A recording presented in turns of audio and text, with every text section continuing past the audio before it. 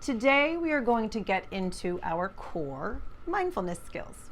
There are 3 sets of skills that we're going to talk about that build the backbone of mindfulness practices. The first, wise mind. The second, what skills.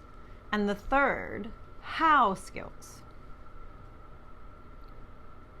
What skills would be observing, describing, and participating, and how skills would be practicing non-judgment, one mind, and effectiveness.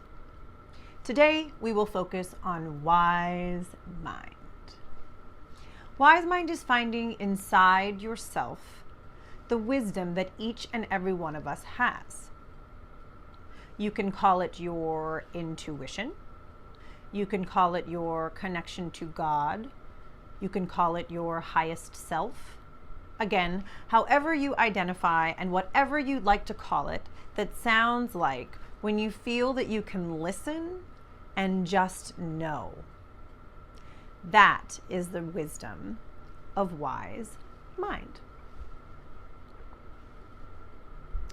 Dialectical behavior therapy connects and integrates opposites. So, in this case, wise mind would be a balance between your reason and pragmatic mind and your emotional states.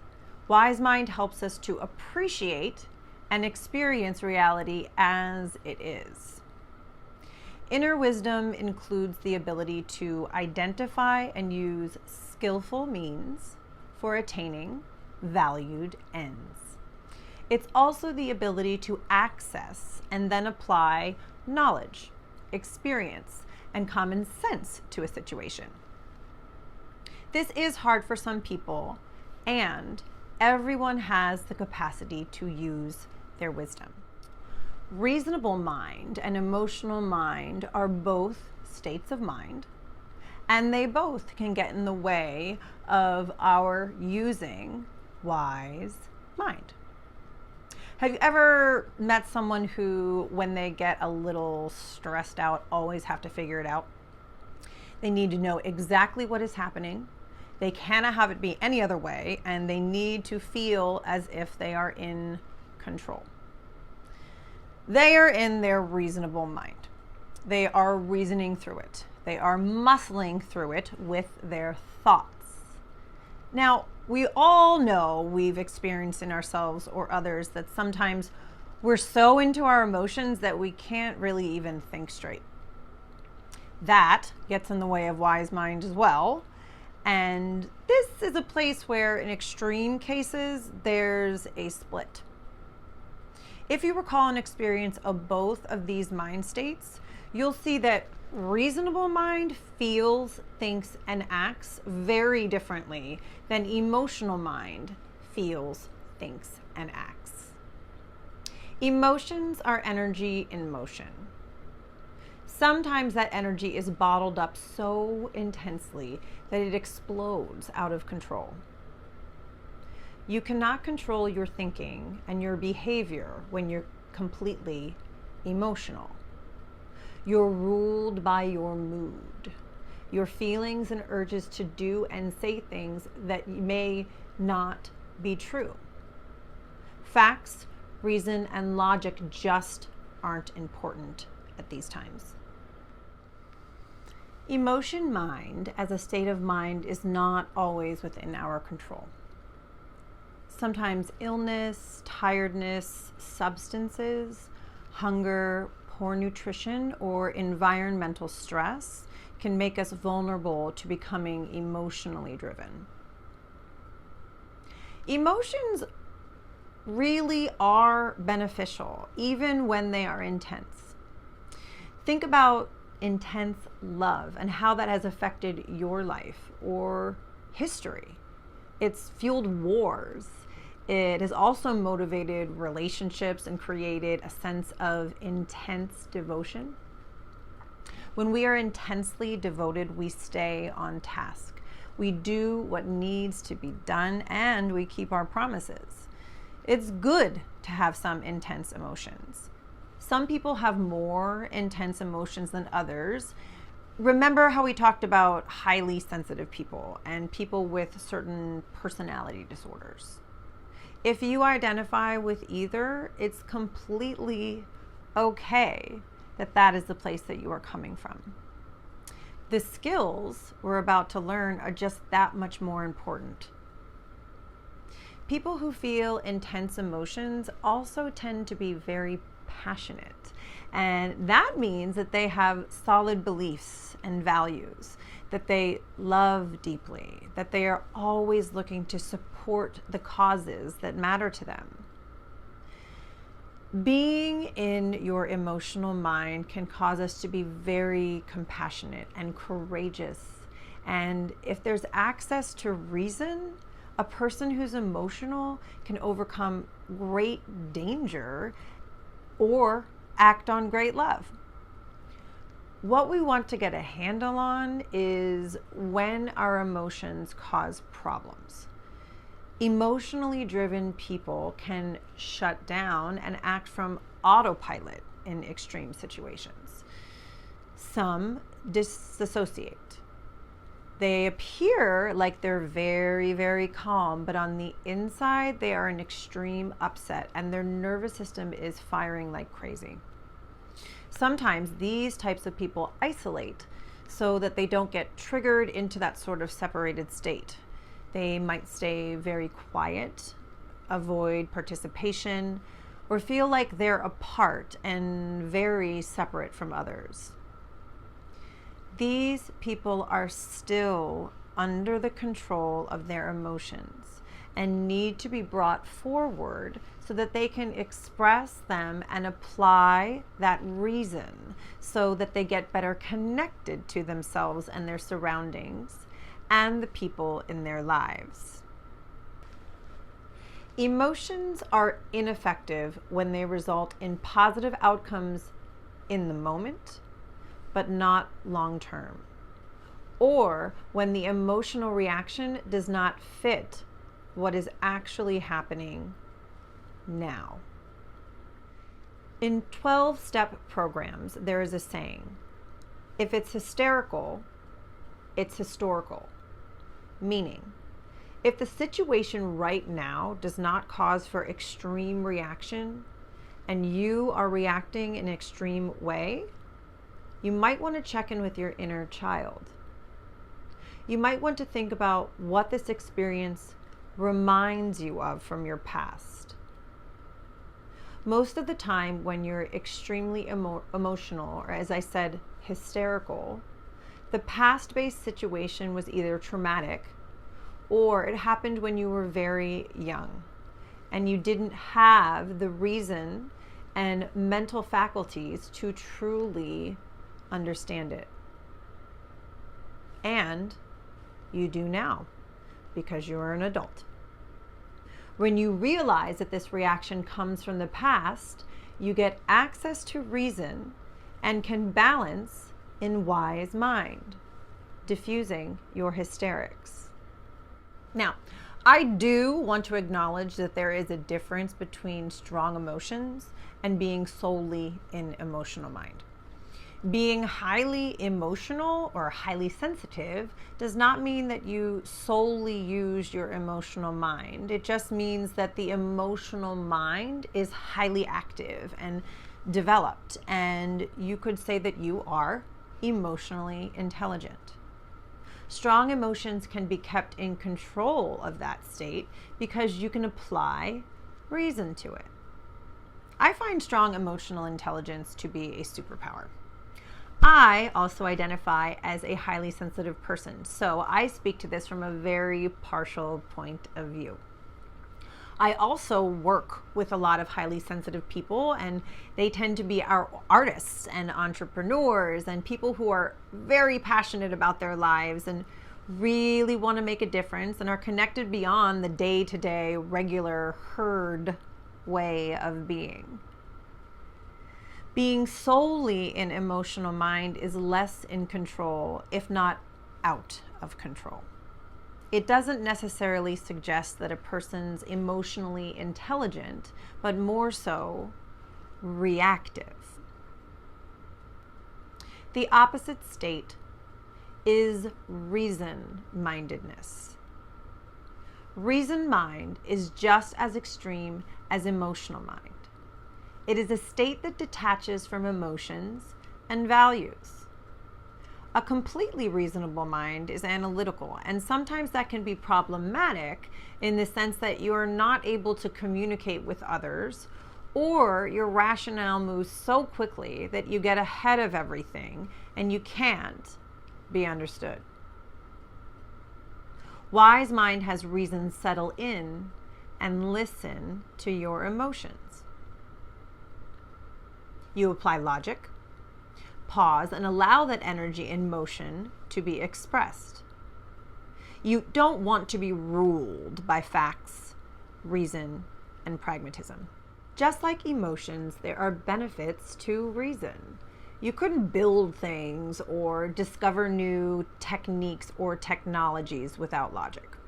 You wouldn't be able to balance emotions if you didn't have reason. You also couldn't follow instructions, solve problems, understand science, or collectively run a group. When you are in your reason mind, you can occur as dismissive and then trigger those that live in their emotions. Ignoring or avoiding your emotions can be very distancing. It's difficult to have relationships. Enter wise mind. Wise mind is putting it all together. Some people experience their intuition or wise mind a specific place in their body. I myself am very clear that I am in wise mind when I feel grounded. My shoulders relax, my head feels light. If I'm sitting, I feel my pelvis on the chair. If I'm standing, I feel grounded in my feet. I know I'm in my wise mind when I have posture that feels strong. You may experience it in a completely different way in your body. I suggest that when you feel like you're in that flow and you can access your reason and emotions, feel into your body. Wisdom is like a well. The depth of the well is where we find what we need. We have to sink down and pause and get to that place and give ourselves some time and space. Wise mind is where you get objective truths. In a wise mind, we don't have conflicts. We look at a situation and see it for what it is. We feel what we are feeling, and we make a plan. There are a lot of ways of knowing. We can observe, we can analyze with logic, we can experience what we are experiencing in our bodies. We can watch what we do and know how we behave, and we can know by what we intuit.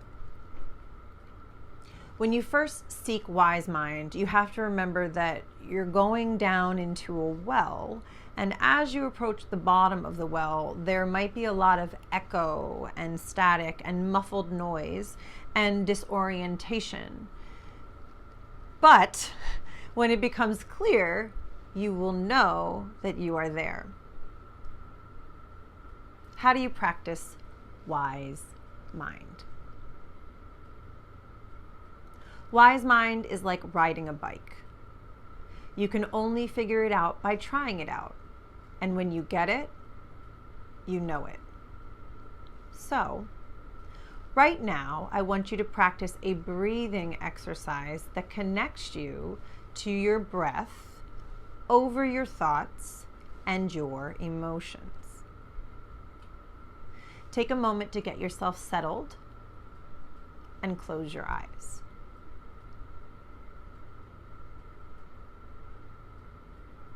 I want you to breathe in and think the word wise.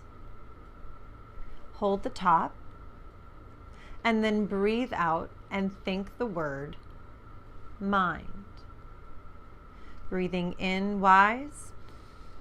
Hold. Breathing out, mind. Hold. Continue that for 2 minutes.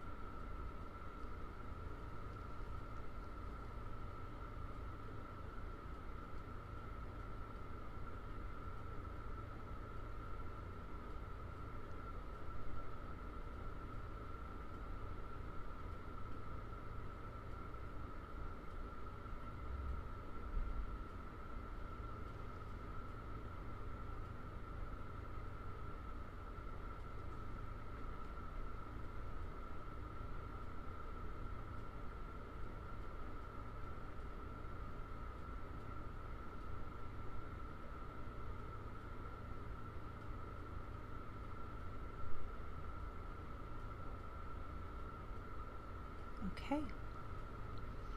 Bring your breathing back to normal, and when you are ready, you can open your eyes. Now we are going into another exercise. Continue your breathing, and we are going to ask our wise mind a question. Take a deep breath in for the whole question you might like to ask. Maybe something like, what can I feel good about in myself? You'll hold the top of the breath again, and as you exhale, let an answer come to you. Breathe in again, and repeat the same or ask another question. Hold the top of the breath, and breathe out and listen for your answer. Take this very slowly, asking the same or different questions for the next 2 minutes.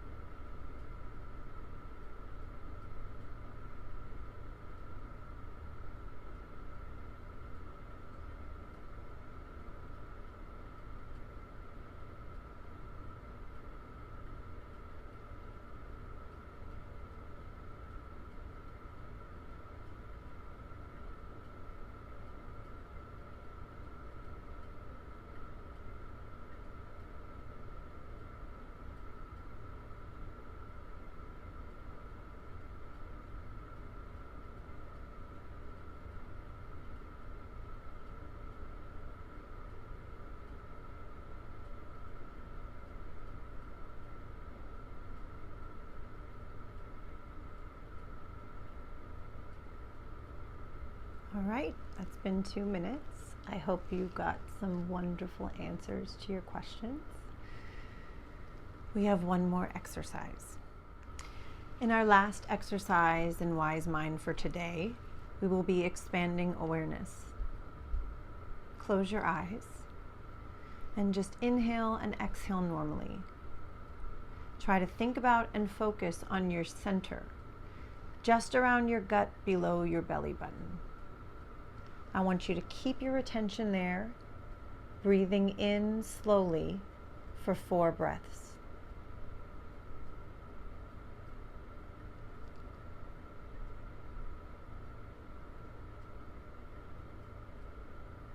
Keep focusing on your center and slowly expand that attention out. Notice how your ribs go up and down when you breathe for 4 breaths. Maintain that attention to your center and your ribs, and increase your awareness to your hips.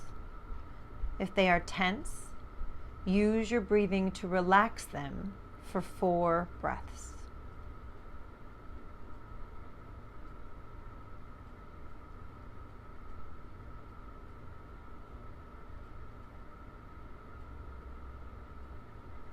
Keep that awareness and expand out further to what happens in your chest, your thighs, and down through your legs to your feet. Keep all in your mind's eye and breathe into noticing your head and out through your arms to your fingertips. With awareness of your whole body, expand to the air around you. Your body feels how all of this grows outward from a sense of your physical self into the world around you.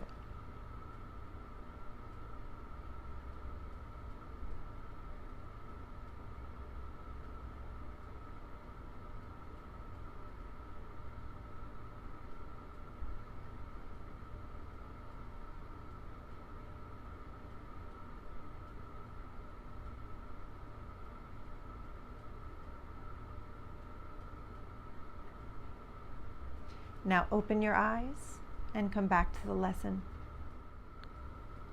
It's nice and grounding, isn't it? These 3 exercises I've just shared are good for an essential practice. Learning to breathe in and out, wise mind. Learning to ask a question and receive an answer, and learning to expand your awareness are all ways that you get the opportunity to have logic and emotion in the present moment.